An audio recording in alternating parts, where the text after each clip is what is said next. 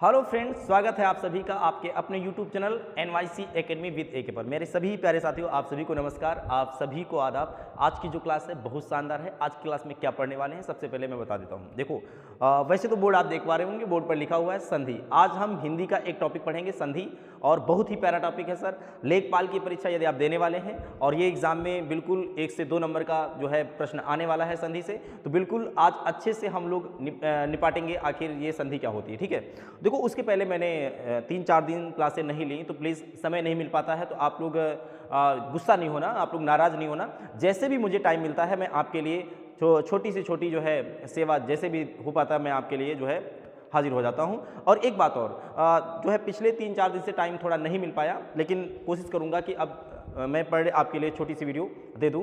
तो आज जो है संधि है, और फिलहाल मैं जो टॉपिक स्टार्ट करूंगा उसको ख़त्म करूंगा। आप ये इस बात से निश्चिंत रहना कि बिल्कुल सर जी ने आपने जो है ये टॉपिक पढ़ाया था उसको ख़त्म नहीं किया है ना, बिल्कुल ख़त्म करके जाऊंगा, वादा है मेरा आपसे। तो आज की जो क्लास है बिल्कुल शानदार है, एकदम शांति से। आइए हम देख लेते हैं संधि क्या होता है। ठीक है, इसके पहले मैं यही कहूँगा, आपको वीडियो पसंद आती प्लीज़ आप लोग वीडियो को शेयर जरूर कर देना, और नए हैं तो चैनल को सब्सक्राइब जरूर कर लीजिए प्लीज़। ठीक है, आज आइए देख ले हम। अब देखो संधि क्या होती है।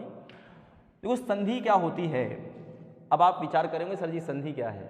समास संधि में अंतर। देखो सबसे पहली बात, समास में होता है दो शब्दों का मेल, 2 या 2 से अधिक शब्दों का मेल कहे तो समास है। ठीक है, तो समास का मतलब होता है संक्षेपीकरण, 2 या 2 से अधिक शब्दों का मेल। लेकिन ये संधि है सर, और संधि में होता है 2 वर्णों का मेल। ठीक है, तो आइए हम लोग देख लेते हैं इसकी परिभाषा। सबसे पहले संधि क्या होती है इसकी परिभाषा देखते हैं। ठीक है, तो संधि क्या है देखिए, तो बिल्कुल आज मैं आपको बताना चाहूँगा, मैं थोड़ा सा राइटिंग पर विशेष ध्यान दूंगा, अच्छा लिखूंगा तो आप लोग समझने की कोशिश करना। देखिए, 2 वर्णों का मेल, 2 वर्णों का मेल जो होता है उसे हम क्या बोलते हैं, संधि कहते हैं। ठीक है, बिल्कुल आसान भाषा में मैं आपको बता रहा हूँ, 2 वर्णों का मेल क्या होता है इसे हम क्या बोलते हैं, संधि कहते हैं। ठीक है, आसान है बिल्कुल। अब 2 वर्णों का मेल इसे संधि कहा जाता है। ठीक, अच्छी बात है, आपने सर जी बता दिया। चलो आइए देख लेते हैं हम कैसे। देखो संधि के टाइप होते हैं, 3 प्रकार की होती है, स्वर संधि, व्यंजन संधि और विसर्ग संधि। तो आइए हम देख लेते हैं। तो देखो जैसे मैंने कहा, एक एग्जाम्पल मैंने आपको ले लिया। देखो मैंने कहा विद्या, विद्या और प्लस मैंने धन आलय। ठीक है, ये मैंने एक उदाहरण लिया, विद्या धन आलय। अब देखिए विद्या, इसका अंतिम वर्ड क्या है, अंतिम वर्ड इसका आ है, बड़ा आ। ठीक है, और फिर इसके बाद ये जो आगे वाला शब्द लिखा है आलय, इस आलय शब्द का पहला वाला वर्ड क्या है सर, तो इसका भी पहला वर्ड है क्या, आ, और ये दोनों मिलकर के क्या हो जाते हैं, बड़ा आ। तो सर यही है संधि। तो यहाँ पर 2 वर्णों का मेल हो रहा है। 2 वर्णों का मेल का मतलब आ और आ, यही दोनों मिलकर के बड़ा आ बन रहे हैं, यही क्या है, संधि है। एक मैं एग्जाम्पल आपको और देता हूं, जैसे मैंने लिखा प्रति, तो प्रति में सर ये क्या है, तो यहाँ पर छोटी ई आती है। ठीक है, प्रति में ये क्या है, छोटी ई आती है, और प्लस 1, तो सर यहां पर देखो ये क्या है, ए। तो प्रति और 1 में प्रति का ई, छोटा ई, इसका अंतिम। देखो पहले वाले शब्द का अंतिम वर्ण और दूसरे वाले शब्द का प्रथम वर्ण, यही दोनों वर्ण मिल करके जो है एक प्रकार से तीसरा वर्ण बना देते हैं, या जो परिवर्तन करते हैं सर वही क्या है, संधि है। और यहां पर ई और मिल करके, ए मिल करके ये क्या हो जाते हैं, प्रत्येक, ये हो जाते हैं, या हो जाता है, ई और आ मिलकर या होता है, तो ये हो जाएंगे, तभी तो बन जाता है क्या, तभी बन जाता है सर प्रत्येक। ठीक है, ये देखिए। तो मैं आशा करता हूं आप बिल्कुल संधि को समझ गए होंगे। संधि है क्या, देखो संधि क्या होती है, 2 वर्णों का मेल। ठीक है, 2 वर्णों का मेल क्या होता है, संधि होती है, बिल्कुल स्पष्ट सी बात है। अब सर आप कैसे बता रहे हैं कि 2 वर्णों का मेल संधि, देखिए मैंने आपको बता दिया, विद्या आलय, आ और आ, पहले वाले शब्द का अंतिम वर्ण और दूसरे वाले शब्द का जो बाद वाला शब्द होगा उसका सबसे पहला वर्ण, ये दोनों मिल करके जो अगला वाला वर्ण तैयार होगा उसे बोलेंगे हम संधि। सीधी सी बात है, विद्याधन आलय विद्यालय हो गया तो संधि है इसमें। ठीक है, अब प्रतिधन 1, तो सीधी सी बात है, देखिए प्रति का छोटी ई और 1 का ए, ये दोनों मिलकर के प्रत्येक, हम लोग लिखते हैं प्रत्येक, तो यहाँ पर ये आ गया, तो ये संधि है। ठीक है, और बिल्कुल आप समझ गए होंगे। तो आगे हम लोग अपना सफर बढ़ाते हैं। देखिए आगे हम लोग अपना सफर बढ़ाते हैं, तो देखिए आगे हम लोग क्या करेंगे, देखो संधि के प्रकार। ठीक है, संधि के प्रकार। आज आप सोच रहे होंगे सर जी आज आप बहुत तेज स्पीड में बोल रहे हैं। भाई स्पीड तो पकड़नी पड़ेगी ना, स्पीड तो पकड़नी पड़ेगी, क्योंकि अब एग्जाम की डेट आ गई है। ठीक है, अब एग्जाम की डेट आ गई है, पहले मैं बिल्कुल धीरे से पढ़ा रहा था, आराम से, ठीक है, कोई टेंशन वाली बात नहीं थी, क्योंकि तब डेट नहीं आई थी। अब परीक्षा की तिथि आपके लिए सर आ चुकी है, 19 जून 2022 को आपकी परीक्षा है, तो इसलिए अब रफ्तार तो पकड़नी पड़ेगी। तो बिल्कुल आप हमारी रफ्तार के साथ आप भी जो है चलने की कोशिश करिए। तो देखो संधि के प्रकार बता दें, संधि 3 प्रकार की होती है। संधि के कितने प्रकार होते हैं? संधि के 3 भेद होते हैं, ठीक है, 3 भेद होते हैं। अब आप कहेंगे सर जी संधि के कौन से 3 भेद हैं? तो आ जाइए देख लेते हैं। देखो सबसे पहली बात करें हम तो पहली संधि होती है स्वर संधि। पहली संधि कौन सी होती है? स्वर संधि। दूसरी संधि क्या होती सर? दूसरी होती है व्यंजन संधि, ठीक है, व्यंजन संधि। और सर तीसरी संधि क्या होती है? तो तीसरी होती है विसर्ग संधि, ठीक है, विसर्ग संधि। क्रम से हम सबको पढ़ेंगे, आप बिल्कुल इस बात की चिंता न करें कि हम इनको छोड़ेंगे, ठीक है, एक एक पढ़ेंगे, बढ़िया से पढ़ेंगे, एक एग्जाम्पल दे करके, एक एक डाउट को दूर करके अच्छे से पढ़ेंगे, ठीक है। तो यहाँ पर देखो स्वर संधि, व्यंजन संधि और विसर्ग संधि। आज हम पढ़ेंगे स्वर संधि को, इसी को स्टार्ट कर लेते हैं। अब स्वर संधि में क्या होता है? देखो स्वर संधि के सर 5 टाइप होते हैं। कितने टाइप होते हैं? 5। तो भैया स्वर संधि को स्टार्ट करेंगे हम। तो देखो सबसे पहले इसकी मैं परिभाषा आपको बता देता हूं कि स्वर संधि क्या है। देखो स्वर संधि, देखो संधि में आप लोग पढ़ रहे हैं कि 2 वर्णों का मेल, 2 वर्णों का मेल क्या होता है सर? संधि कहलाता, ठीक। लेकिन वर्ण तो 2 प्रकार के हो सकते हैं ना, एक होता है स्वर और दूसरा होता व्यंजन। तो आखिर इसमें स्वर स्वर का मेल होगा कि स्वर व्यंजन का मेल होगा कि व्यंजन स्वर का मेल होगा कि व्यंजन व्यंजन का मेल होगा? 4 प्रायिकताएं आती हैं कि स्वर में स्वर का मेल हो सकता है, स्वर में व्यंजन का मेल हो सकता है, व्यंजन में स्वर का मेल हो सकता है, व्यंजन में व्यंजन का मेल हो सकता है। अब यहाँ पर बात आती है स्वर संधि में किसका मेल किससे होगा। तो एक बात अभी से मैं आपको स्पष्ट कर दूं, स्वर संधि में बिल्कुल मेरे भैया आप याद रखेंगे कि स्वर में स्वर ही जुड़ेगा तो स्वर संधि बनेगा। तो सीधी सी बात है, स्वर संधि की परिभाषा आपको क्या होगी? 2 स्वर वर्णों का, 2 स्वर वर्णों, 2 स्वर वर्णों के मेल को स्वर संधि कहते हैं। क्या कहते हैं? स्वर संधि कहते हैं। तो मेरे भैया बिल्कुल आसान सी बात हो गई कि स्वर संधि किसे कहते हैं? 2 स्वर वर्णों के मेल को स्वर संधि कहते हैं, बिल्कुल भूलना नहीं है। अब स्वर वर्ण कौन कौन से हो जाएंगे? देखो अभी मैं एग्जांपल आपको दे रहा हूं, जैसे मैंने कहा प्रतिधन एक प्रत्येक हो गया, तो प्रति का ई और एक का ए। अब ई ए क्या है? स्वर है। आप पिछली क्लास देख लीजिए भैया, नहीं पता है आपको स्वर क्या होता है तो मैंने पीछे के वीडियोस में आपको स्वर, व्यंजन, स्वर के प्रकार, व्यंजन के प्रकार बहुत अच्छे तरीके से पढ़ाने की कोशिश की है, आप वहां पर जाकर के उनको देख सकते हैं। अब देखिए 2 स्वर वर्णों के मेल को क्या बोलते हैं? स्वर संधि कहते हैं, ठीक है। अब इसके भेद कितने होते हैं? 5 होते हैं सर। स्वर संधि के कितने भेद होते हैं? 5। तो यहां पर एक बात मैं और लिखे दे रहा हूं कि स्वर संधि के सर 5 भेद होते हैं। स्वर संधि के 5 भेद होते हैं। अब कौन कौन से भेद होंगे आइए देख लेते हैं। सबसे पहला इसमें हो जाएगा, बात करें दीर्घ स्वर संधि। दीर्घ स्वर संधि। अब ये दीर्घ स्वर संधि क्या है भैया मेरे? आप बिल्कुल जानिए ये दीर्घ स्वर संधि क्या होता है। देखो बिल्कुल मैं आपको बता रहा हूं, जहां पर जिस संधि में 2 सजातीय वर्ण, सजातीय स्वर वर्ण, भाई स्वर वर्ण तो होगा ही, अब इसको आप छोड़ दीजिए क्योंकि मैंने स्वर संधि में बता दिया कि स्वर संधि में 2 स्वर वर्ण ही मेल खाते हैं, 2 स्वर वर्ण ही मिलते हैं। तो मैं बार बार स्वर वर्ण नहीं बोलूंगा, तो आप इसको भी थोड़ा सा याद रखना जब तक मैं स्वर संधि पढ़ा रहा हूं, ठीक है। तो आपको मैं बता दूं दीर्घ स्वर संधि क्या होता है। दीर्घ का मतलब बड़ा, ह्रस्व का मतलब छोटा। अब आपने पढ़ा होगा, अगर आपने स्वर पढ़े होंगे तो दीर्घ स्वर क्या होते हैं, ह्रस्व स्वर क्या होते हैं, आपको पढ़ाया गया होगा। तो ह्रस्व स्वर कौन कौन से होते हैं? आ, ई, उ, री। और दीर्घ स्वर में क्या आता है? आ, ई, उ, ठीक है, ए, ओ, औ, ये सभी आते हैं। तो अब यहां पर दीर्घ स्वर संधि क्या होगा? तो सीधी सी बात है, जहां पर 2 सजाती दीर्घ वर्ण ही इसमें मिलेंगे और दीर्घ वर्ण मिलकर ही आपको मैं बता दूं कि भैया ये दीर्घ ही बनाएंगे हमेशा। जैसे एक एग्जाम्पल मैं आपको देता हूं, देखिए इधर, ठीक है। दीर्घ स्वर संधि में क्या होगा? देखो सबसे पहली बात, जब यहां पर थोड़ा सा दीर्घ स्वर में दीर्घ स्वर में चाहे दीर्घ स्वर मिले, दीर्घ स्वर में चाहे हृस्व स्वर मिले, और हृस्व स्वर में चाहे दीर्घ स्वर मिले, दीर्घ स्वर मिले, और दीर्घ स्वर में हृस्व स्वर में चाहे, देखो तीन बातें हो गई। दीर्घ स्वर में दीर्घ स्वर मिलेगा, दीर्घ स्वर में हृस्व स्वर मिलेगा, हृस्व में फिर बार बार बता रहा हूं हृस्व स्वर 4 होते हैं, आ ई उ री। आपने नहीं देखा है तो प्लीज आप पिछली वीडियो में चले जाइए, वहां पर देख लीजिए कि आखिर हृस्व स्वर दीर्घ स्वर क्या होते हैं। बिल्कुल आप आसानी से वहां समझ जाएंगे भैया ये क्या होते हैं। ठीक है, तो दीर्घ में दीर्घ मिलेगा, हृस्व में दीर्घ मिलेगा, और हृस्व में हृस्व मिलेगा। हृस्व स्वर में जहां पर हृस्व स्वर में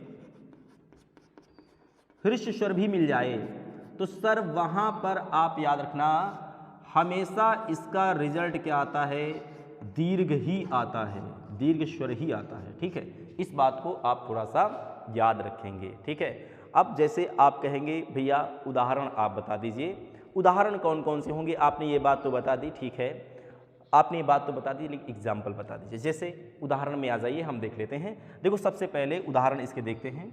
उदाहरण में भैया हमने एक एग्जाम्पल ले लिया। सबसे पहला मैंने कहा पुस्तक धन आलय, पुस्तक धन आलय। अब ये संधि विच्छेद है, ये क्या है, संधि विच्छेद है ना। अब पुस्तक धन आलय, अब देखो पुस्तक ये क्या है, छोटा आ, ठीक है। अब आलय ये क्या है, बड़ा आ। अब ये आ हृस्व स्वर है और ये बड़ा आ दीर्घ स्वर है। हृस्व में दीर्घ मिलेगा तब भी क्या बनेगा, दीर्घ ही बनेगा। ठीक है, दीर्घ ही बनेगा भैया। तो यहां पर इसका जो अर्थ हो जाएगा वो हो जाएगा भैया क्या, पुस्तकालय। क्या हो जाएगा, पुस्तकालय हो जाएगा। ठीक, अच्छी बात, पुस्तकालय हो गया।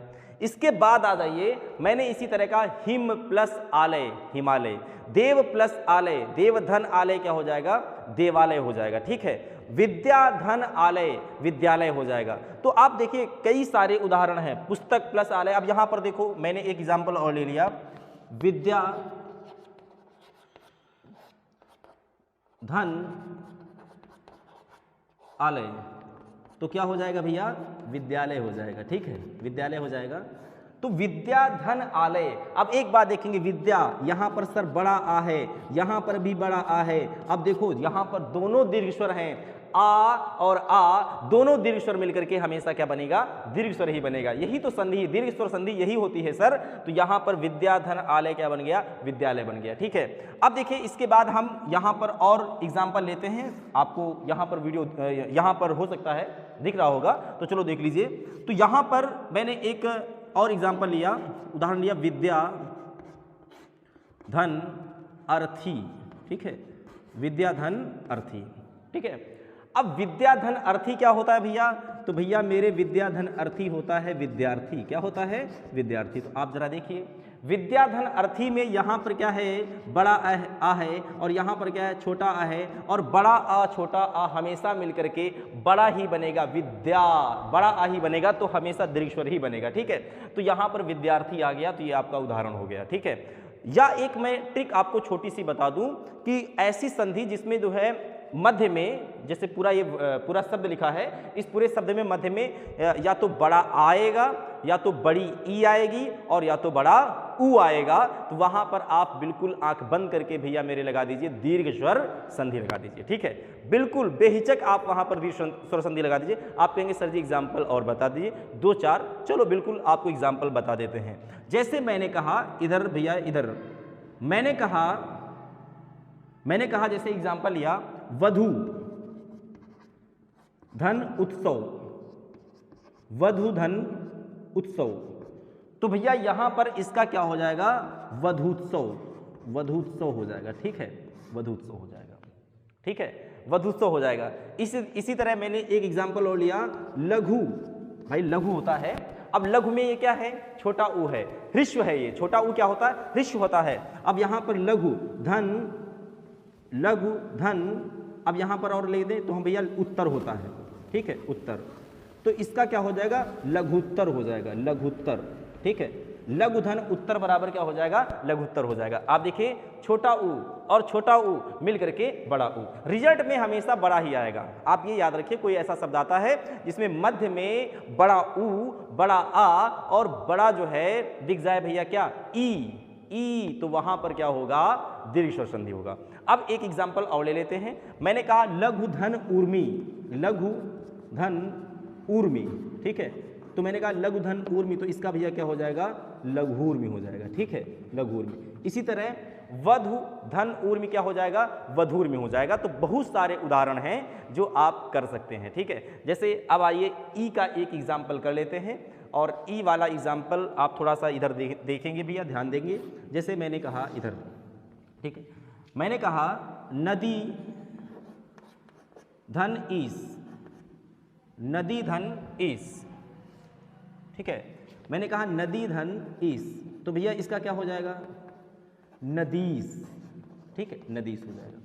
अब देखो नदी बड़ा ई आ रहा है, दीर्घ है, और ईस बड़ा ई है यहाँ पर, तो दोनों मिल करके बड़ा ई ही रहेगा, क्योंकि आपको परिभाषा बताई जा रही भैया, चाहे दीर्घ स्वर में दीर्घ स्वर मिले, हृस्व स्वर में हृस्व स्वर मिले, और हृस्व में दीर्घ मिले, या हृस्व स्वर में दीर्घ मिले, या दीर्घ में हृस्व मिले, कोई किसी में मिले, ठीक है, हमेशा दीर्घ ही आएगा इसका रिजल्ट, हमेशा क्या आएगा, दीर्घ स्वर ही आएगा। और आपके सामने एग्जाम्पल भैया क्या है, नदी धन ईस, नदीस। एक और एग्जाम्पल ले लेते हैं, कवि, कवि होता है ना, कवि होता है, कवि होता है भैया, कवि होता है, ठीक है, कवि, इसकी वर्तनी बहुत पूछी जाती है, कवि, कवि, कवित्री की वर्तनी बहुत आती है, तो कवियित्री होता है, कवियित्री, कवियित्री नहीं होता है।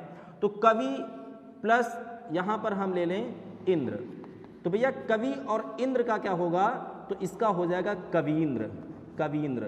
तो भैया मेरे आप ध्यान दीजिए, कवि छोटा ई और इंद्र छोटा ई मिल करके क्या हो जाएंगे, बड़ा ई, तो यहाँ पर क्या हो गया, कवींद्र, ठीक है। तो बिल्कुल आसान है, कठिन बिल्कुल नहीं है, बहुत सारे उदाहरण हैं और कई सारे एग्जाम्पल हैं जो आपके सामने ऐसे आ सकते हैं, और आप उनको आसानी से कर लेंगे भैया, ठीक है, ठीक है। आप उनको कैसे कर लेंगे, आसानी से कर लेंगे, कोई दिक्कत वाली। अब जैसे मैं एग्जाम्पल और भी बता देता हूँ, बोर्ड पर जगह नहीं बची है, और जगह नहीं बची तो आ जाओ भैया, इधर आ जाओ।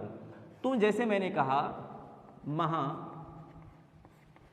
आत्मा, अब महाधन आत्मा क्या हो जाएगा भैया, महात्मा, तो ये भी हो जाएगा, ठीक, ये आपका उदाहरण हो जाएगा दीर्घ स्वर संधि का, ठीक है। एकदम आसान है भैया, बिल्कुल कोई दिक्कत वाली बात नहीं है, ठीक है।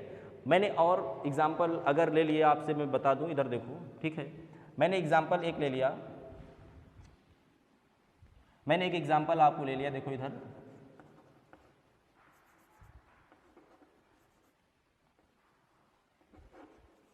कवि धन ईस, तो क्या हो जाएगा, कवीस, ठीक, ये हो जाएगा, बिल्कुल आसान है, ठीक है। बहुत सारे उदाहरण हैं आप बना सकते हैं, ठीक है, कई सारे एग्जाम्पल हैं जो आप बना सकते हैं। मैं थोड़ा चाक ले लेता हूँ।